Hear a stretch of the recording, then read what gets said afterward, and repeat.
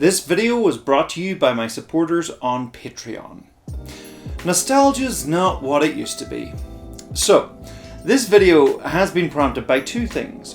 One was Khadija Mbo's recent video about nostalgia, which is a much better in-depth exploration on the topic than this video. Links in the description. Go check it out, it's brilliant. The other thing was the recent announcement of Hugh Jackman's return in Deadpool 3. His final return as Wolverine on the big screen. My reaction to this news was a bit of, oh, that's cool, but predominantly it was fair enough. I suppose I'm not surprised. You know, like, sure, we might see him in the yellow spandex suit or have him fight the Incredible Hulk or something. That would be really cool, but still. We're right in the middle of an ever-growing tidal wave of nostalgia stunt casting. It's not a new thing. Older actors would cameo in a remake of their iconic films all the time. A little nod, a little passing of the torch. You know, Lou Ferrigno was in the Ed Norton Incredible Hulk movie. It's not even new to Marvel. But the films weren't marketed around their return. Even though they managed to not include Tobey Maguire or Andrew Garfield's return in the promotion of Spider-Man No Way Home, the world's worst kept secret, they leaned in on the return of Doc Ock and Green Goblin and Electro, particularly the former two. Those two iconic villains from Sam Raimi's Spider-Man movies of the early 2000s. Now firmly within the realm of nostalgia, for millennials at least. And don't get me wrong, I loved No Way Home. I cried at No Way Home. It's a great movie. I laughed at the throwbacks, I laughed at the references. You know, I'm something of a scientist myself. But, John's about to complain about capitalism again. The more Hollywood sees people lapping up the nostalgia, the more they will grind that ship into the ground. They will squeeze that teat. Capitalism does not lend itself to innovation. Minimum effort for maximum return is the goal. If they could get away with just re-releasing their old movies over and over and over, they would. Disney's been doing that for decades. Again, remakes and long after sequels are no new thing, but the industry certainly has moved into a phase of sheer saturation of nostalgia. Every trailer released is layered with nostalgic music being rammed down our throats. The more I notice it, the more I see it as an ever emptier ploy of, see, do you remember this? Look, you like this, don't you? Disney have been doing this with Star Wars. I mean, they've been doing it with loads of things, but they've been doing it with Star Wars since they got a hold of it. I mean, yes, George Lucas's prequel trilogy is full of throwbacks and nods, but it wasn't built on that. You know, for better or for worse, the prequel trilogy was its own thing, with its own points to make. Disney's sequel trilogy was just so transparent in its desire to just recreate the dynamic and vibe of the original trilogy, replacing the Empire and the Rebel Alliance with the First Order and the Resistance, which isn't the Republic but came out of the Republic. I don't know, they didn't explain this in the films and didn't realise that overcompensating for the prequels by removing all of the politics from Force Awakens was a bad world building choice. The ships are still TIE fighters and X-Wings.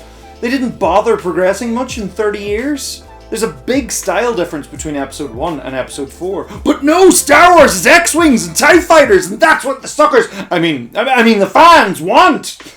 Michael Eisner, the Disney CEO who saw the Disney Renaissance of the early 90s, his ethos was, our goal is to make money. If we produce some good art along the way, happy days, but cash is king.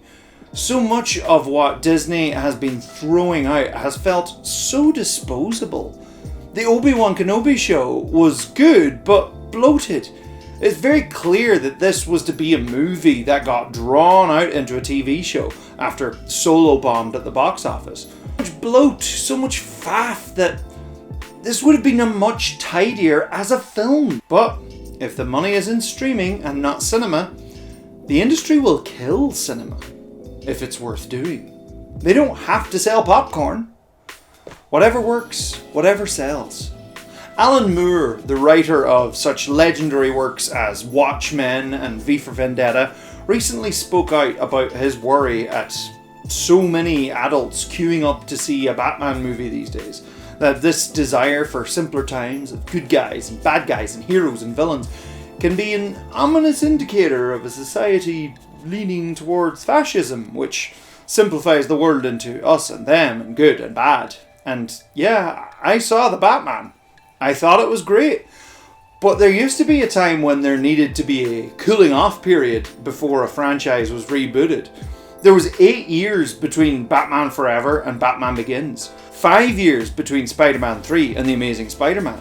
2 years between The Amazing Spider-Man 2 and the Captain America Civil War, where Tom Holland's MCU Spider-Man was introduced.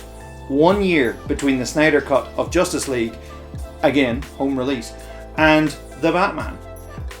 And I'm not one of those superhero movies aren't real cinema snobs. Clearly I'm not. Look at these. But at the same time, more and more resources are going into fewer big budget franchises, which in turn are in the hands of an ever shrinking group of corporations. And these are corporations that care more about profit than art. Warner Brothers shelved a whole pile of projects, including the totally shot Batwoman film, just for a tax write-off. If they could make more money by destroying their own property, they would. Which is why I'm glad I've held on to my collection of DVDs and Blu-rays. I just googled upcoming movies and almost all of them are franchises. And I'm not saying all franchise nostalgic films and TV are cynical and or bad. Better Call Saul was one of the best pieces of TV I've watched this year.